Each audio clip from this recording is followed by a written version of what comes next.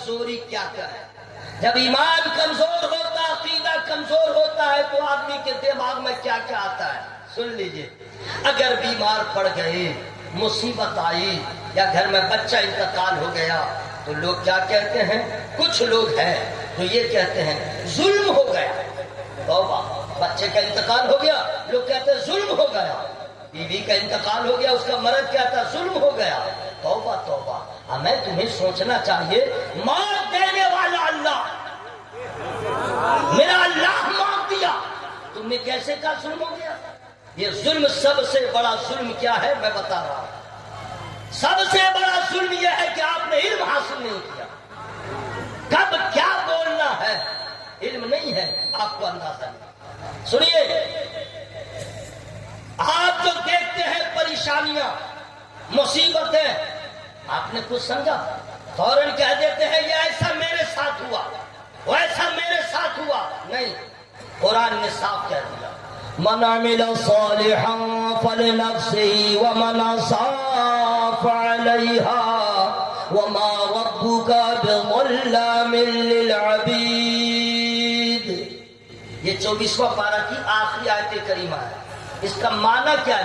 Meaning اس کا معنی کیا ہے میں آپ کو فری میں نہیں بتاؤں گا. یہی ہے مطلب، یہی ہے کہ آپ سبحان اللہ بولے تب میں معنی بتا دوں. دیکھیے، میرا جنازہ لے کے نہیں جا رہے ہیں کہ مکھی کی طرح بھن بھن آ رہے ہیں. ذرا صاف آواز میں بولیے سبحان اللہ. پورا مجمع زور سے بولیں یا رسول اللہ.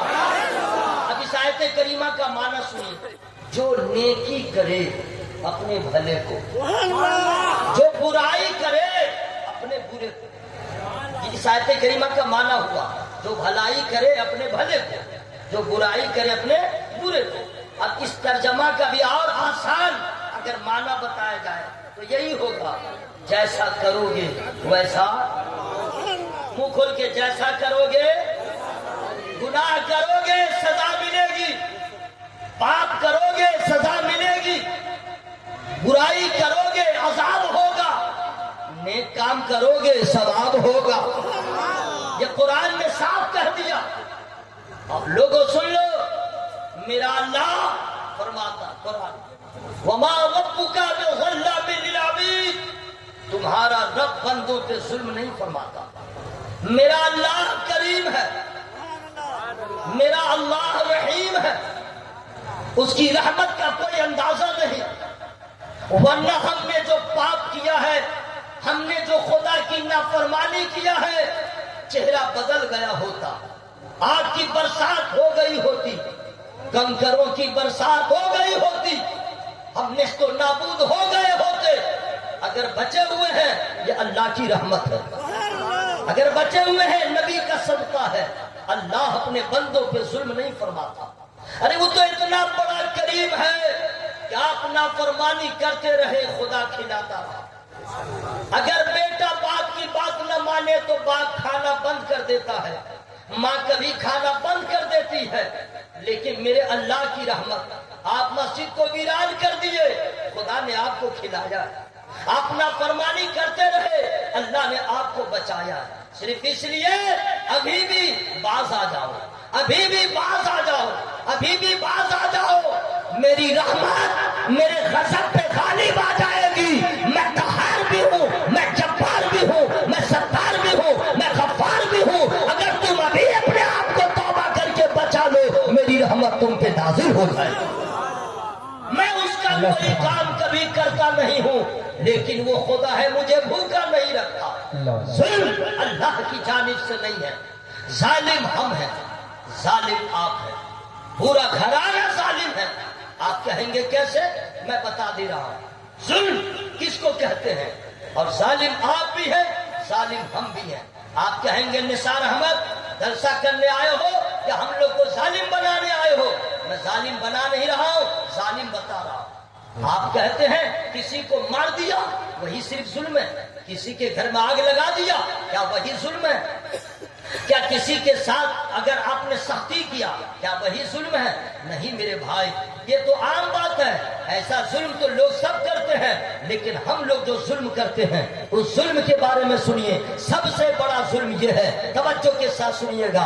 آپ اذان ہو رہی تھی اور بات बात चीत करते रहे, या आपने अपने ऊपर जुल्म किया है? नमाज हो रही थी, आप बाजार में थे, आपने नमाज को कज़ा किया, या आपने अपने ऊपर जुल्म किया है? रमजान का महीना मिला, आपने रोजा नहीं रखा, आपने अपने ऊपर जुल्म किया। कुरान घर में रखा रह गया लेकिन आपने तिलावत नहीं किया, आपने अपने ऊपर जुल्म किया है। अल्लाह ने पैसा दिया, पूर्णिया सिटी में आपने दुकान खरीद लिया लेकिन हज फर्ज था न किए, आपने अपने ऊपर जुल्म किया है। सुन्नत रसूल के खिलाफ आपने जिंदगी बसर किया, या आपने अपने ऊपर जुल्म किया है। अब बतलाओ कितने लोग हैं? नमाज छोड़ देना ये जुल्म नहीं तो और क्या है? नबी के सुन्नतों को पामाल करना और छोड़ देना ये जुल्म नहीं तो और क्या है? अब मैं नमाज की हिफाजत किसको कहते हैं? अब मैं किसी और आदमी से क्या पूछेगा? नमाज क्या चीज है? कोई मेरे नबी से पूछे। नमाज क्या चीज है? कोई हैदर करार से पूछे। नमाज क्या चीज है? बीवी फातिमा जहरा से पूछे। नमाज क्या चीज है? हजरत इमाम हुसैन रज़ियल्लाहु ताला अन्हु से पूछे। अब ऐसा नमाजी कहाँ मिलेगा? 72 जख्म लगे थे और गर्दन कट रही थी, सजदा हो रहा था, सजदा हो रहा था। मैं आपसे अर्ज करना चाहता हूँ, आपने जुल्म किया है अपने ऊपर, माँ बाप को रुलाया, आपने जुल्म किया है। सूदी कारोबार किया है, आपने अपने ऊपर जुल्म किया है। किसी के जमीन को खसब कर लिया है, आपने अपने ऊपर जुल्म किया है। माँ बाप को रुलाया है, आपने अपने ऊपर जुल्म किया है। बतलाओ कितने लोग हैं फजर की नमाज पढ़ते हैं, एक भी नजर नहीं आएंगे, इक्का दुक्का नजर आएंगे। हम कहते हैं सबसे बड़ा जालिम हम और आप हैं, अल्लाह का खाते हैं, उसकी नाफरमानी करते हैं। सुनिए मैं आपको बताऊं, अगर आपको याद नहीं होगा तो गौर कीजिए, आज से 20 साल पहले 25 साल पहले पीछे चले जाइए। बरसात जब होती थी, जब तूफान जब उठता था तो कितना गांव का गांव तबाह हो जाता था। और वो ओले की बरसात हो, पत्थरों की बारिश होती थी, छोटा छोटा पत्थर का टुकड़ा गिरता था। आज मैंने देखा है कि कनाडा में जो बर्फबारी हुई है, आसमान से 50-50 किलो का पत्थर गिरा है, 50-50 किलो का। आप सोचिए, जो हमारा मस्जिदों को वीरान कर रहे हैं और तमाम तर जुल्म पे हम लोग अपने आप को आमादा किए हुए हैं, अगर 50 किलो का अगर पत्थर अगर बरसात हो और गिरने लगे, हमारा हाल क्या होगा? कौन होगा बचाने वाला? लोग मुसलमान कहते हैं मैं परेशान हूँ, मुसलमान कहता है मैं मुसीबत ज़दा हूँ, मुसलमान कहता है हम बहुत ज्यादा परेशान हैं। क्या आपने कुरान नहीं पढ़ा?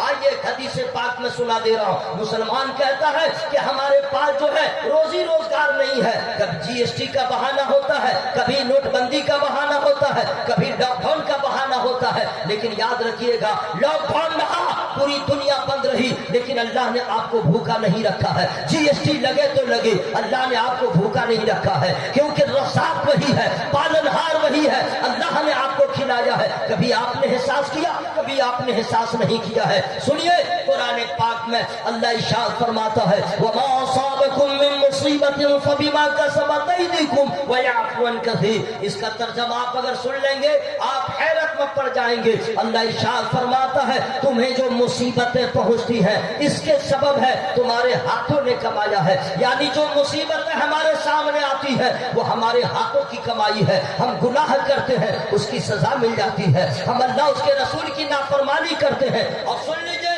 कुरान खुद कहता है और बहुतों को अल्लाह ताला माफ फरमा देता है। यानी हम जो गुनाह करते हैं अल्लाह ताला अपनी मर्जी से रहमत से बहुत गुनाह को माफ फरमा देता है। लेकिन गिरफ्तारी होती है, पकड़ होती है तो मुसीबत जो है हमारे हाथों की कमाई होती है। हमने नमाज छोड़ दिया, मुसीबत आएगी। हमने कुरान की तिलावत छोड़ दिया, मुसीबत आएगी। आपसे अर्ज करना चाहते हैं, हमें कोई खबर नहीं है हम क्या खो रहे हैं, हम क्या पा रहे हैं। हजरात, बहुत माहौल खराब हो गया है, इसलिए आला हजरत ने जो आपको हमें ललकार दिया और जवाब दिया, आज ले उनकी पनाह, आज मदद मांग उनसे, फिर न मानेंगे कयामत।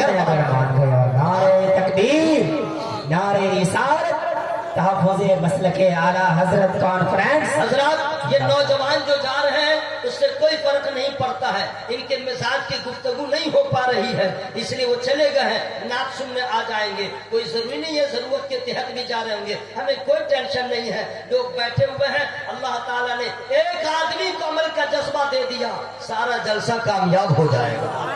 بہت خوشی ہوئی. علامہ مفتی حسن رضا صاحب قبلہ نے بتایا جب کمیٹی کے نوجوانوں نے مجھ سے کانٹیکٹ کیا کہ حضرت ہم جلسہ کریں گے, صدارت آپ کر دیں. انہوں نے فرمایا کہ کروں گا صدارت, لیکن میری شرط ہے. شرط یہ ہے کہ تم لوگ پہلے وعدہ کرو, ارادہ کرو کہ تم لوگ نماز پڑھو گے ہمیشہ, تب میں تمہارے جلسے کی صدارت کروں گا. سبحان اللہ, زور سے بولے سبحان اللہ.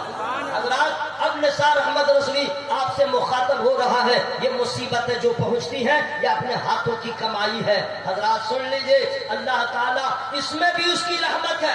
زور سے بولے سبحان اللہ. اس میں بھی اللہ کی رحمت ہے. جو مصیبتیں پہنچتی ہیں مفسرین بیان فرماتے ہیں اس مصیبت کی وجہ سے اللہ تمہارے گناہوں کو معاف فرما دیتا ہے. یعنی مصیبت پہنچی اور تم نے صبر کر لیا, اللہ تمہارے گناہوں کو معاف فرما دیتا ہے. کتنا بڑا کریم ہے. آج لوگ روٹی روزی کی بات کرتے ہیں تو سن لو میرے بھائی, ظلم تو ابھی ہم لوگ اپنی طرف سے کر رہے ہیں. ذرا پلٹ کے جائیے, عورت ہے وہ بھی ظلم کرتی ہے, اپنے اوپر ظلم کرتی ہے. بچیاں ہیں وہ بھی اپنے اوپر ظلم کرتی ہیں. جن کی عمر 10 سال ہو گئی پٹائی کر کے ماں باپ کو ضرورت ہے نماز کی دعوت دے. میاں بیوی کا مسئلہ ہے, اپنے شوہر کو چاہیے کہ بیوی کے ساتھ سختی کرے, محبت کرے, اسے نماز کی دعوت دے. جو عورت نماز نہیں پڑھتی ہے اس نے اپنے اوپر ظلم کیا. جس نے شوہر کے ساتھ بدتمیزی کیا اس نے اپنے اوپر ظلم کیا. جس نے شوہر سے برابری کیا اس نے اپنے اوپر ظلم کیا. جس نے شوہر کو ذلیل کیا اس نے اپنے اوپر ظلم کیا ہے. جس نے شوہر کو ناراض کیا اس نے اپنے اوپر ظلم کیا. عورت قرآن نہیں پڑھتی ہے اس نے اپنے اوپر ظلم کیا ہے. لوگ کہتے ہیں فلاں نے ظلم کیا. ارے سب سے بڑا ظلم ہے نماز کو چھوڑ دینا. سب سے بڑا ظلم ہے قرآن کو طاقت پہ رکھ کے چھوڑ دینا, غافل ہونا. یہ سب سے بڑا ظلم ہے. ہم کیا کیا بتائیں,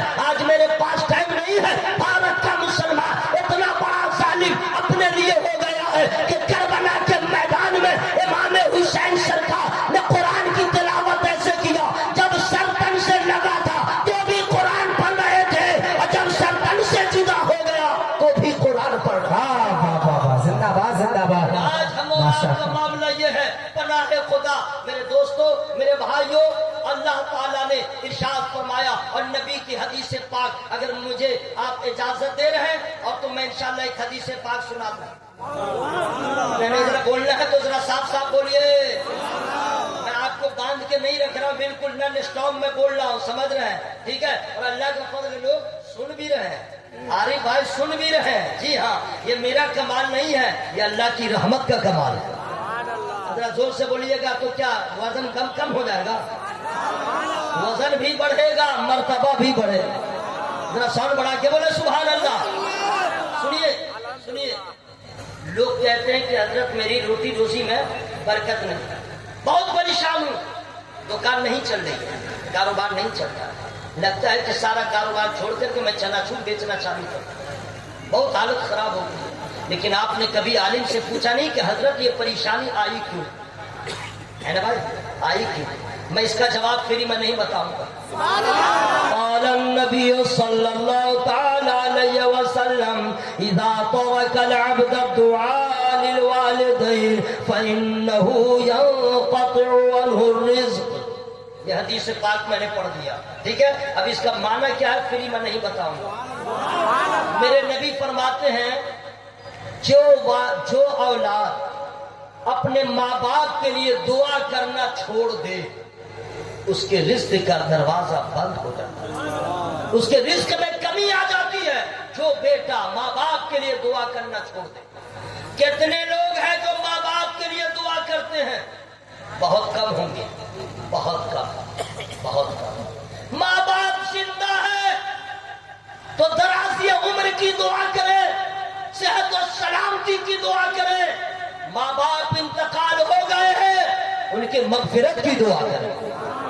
ماں باپ بھی خوش ہوں گے, ان کی روح بھی خوش ہوگی, اور اللہ تعالیٰ بھی خوش ہو جائے گا, اور رزق کا دروازہ کشادہ ہو جائے گا. سنیے, جس حج دھرمی کے ساتھ ہم اور آپ مسجدوں کو ویران کر کے رکھے ہوئے ہیں, اپنے نفس کی غلامی کر رہے ہیں, یاد رکھیے گا. کبھی آپ علماء سے پوچھ لیجئے کہ حضور جنت کے بارے میں سنتے ہیں تو لگتا ہے ابھی مر جائے اور کل حشر میں اٹھا لیا جائے، پرسوں حساب ہو جائے اور فوراً جنت میں داخل ہو جائے۔ جنت میں باغ ہے، بہار ہے، انعام ہے، اکرام ہے۔ لیکن جہنم کے بارے میں آپ نے نہیں سنا۔ جہنم میں اندھیرا ہے، جہنم میں تاریکی ہے، جہنم میں سانپ ہے، جہنم میں بچھو ہے، جہنم میں آگ ہے لیکن اس میں روشنی نہیں، جہنم میں بدبو ہے، جہنم میں پیاس ہے، جہنم میں بھوک ہے۔ جہنمیوں کی خوراک ان شجرۃ الزقوم طعام الاثیم کالمہل یغلی فی البطون، کانٹے دار پھل ہے۔ جہنمی جب کھائیں گے تو حلق میں پھنسے گا، پانی مانگے گا، اتنا کھولتا ہوا پانی جہنمیوں کو دیا جائے گا تو وہ پانی جدھر سے گزرے گا تڑیوں کو گلاتا چلا جائے گا، لیکن پیاس کی شدت ہوگی، گرم پانی بھی پیے گا۔ عذاب ہوگا، اتڑی جلے گی، بہ جائے گی، پھر نہیں تیار، پھر عذاب دیا جائے گا۔ جہنم میں اس قدر بدبو ہے، غور سے سنیے گا۔ سرکار فرماتے ہیں کسی جہنمی کو دنیا کے کسی کونے میں زمین پہ اتار دیا جائے تو اس کی بدبو سے پوری دنیا کے لوگ بے ہوش ہو جائیں گے۔ یہ ہے جہنم کی بدبو۔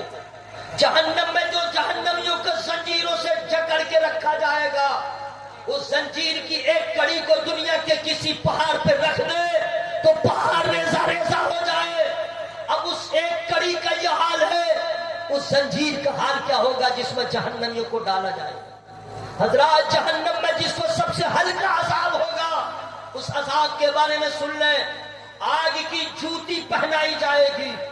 حضرات آج پلاسٹک کی جوتا کی چپل اور پلاسٹک کا جوتا اگر پہن لے تو ڈاکٹر کہتا ہے مت پہنو، پلاسٹک کا جوتا مت پہنو، تلوے کا لہر دماغ پہ جاتا ہے۔ حضرات آگ کا جوتا ہوگا اور آپ کو پہننا ہوگا۔ ہے کوئی ہمارے میں سے، چاہے میں رہوں چاہے آپ، ہم لوگ سب ایک ہیں، ہے کوئی ایسا آدمی جو 15 منٹ نہیں 1 منٹ آگ کا انگار اپنے ہاتھ کی ہتھیلی پہ رکھ لے؟ ہم میں سے کوئی نہیں ہے کوئی ایسا جو چولہے پہ پانی کو اتنا کھولا دے 1 کلو پانی کو جلاتے جلاتے آدھا کلو بنا لے اور ذرا اس کو پی لے؟ نہیں ہے۔ ارے اس کے بھاپ سے ہمارا چہرہ جھلس جائے گا۔ ہم نے کبھی احساس نہیں کیا جہنم میں عذاب کیسا ہے، ہم نے کبھی محسوس نہیں کیا جہنم میں سختی کتنی ہے۔ ہم تو دنیا کی رنگینیوں میں کھو گئے، تقریبی وہی لچھے دار سننے کے عادی ہو گئے، نعت بھی وہی جو چلا چلی ہو تو سننے کے عادی ہو گئے۔ ہم تو نفس کے غلام ہو گئے، ہمیں اور آپ کو کیا خبر جہنم کیا چیز ہے۔ میرے دوست، میرے نبی نے ہمیشہ ایک دعا کیا، اللہم ربنا آتنا فی الدنیا حسنۃ وفی الآخرۃ حسنۃ وقنا عذاب النار۔ ہمیشہ نبی نے عذاب جہنم سے پناہ مانگا ہے اور ہمیں تلقین کیا ہے، اے لوگوں جہنم سے پناہ مانگو۔ جہنم کو تم نے سمجھا نہیں ہے، جہنم کو جانو کیا چیز ہے۔ جہنم میں وہی لوگ جائیں گے جس سے اللہ ناراض ہوگا، جس سے نبی ناراض ہوں گے، جس سے ماں باپ ناراض ہوں گے۔ جہنم میں وہی لوگ جائیں گے جو شراب مسلمان ہو کے شراب پیتا رہا، توبہ نہ کیا۔ وہی مسلمان جہنم میں جائے گا جو حرام کا کام کرتا رہا، بغیر توبہ کیے مر گیا، ماں باپ کو رلاتا رہا، بغیر توبہ کیے مر گیا، زمین کو غصب کیا، بغیر توبہ کیے مر گیا، جھوٹ بولتا رہا، بغیر توبہ کیے مر گیا، وہ جہنم میں جائے گا۔ زنا کیا، توبہ نہ کیا، وہ جہنم میں جائے گا۔ جتنا غلط کام ہے کیا، شراب پیا، جہنم میں جائے گا۔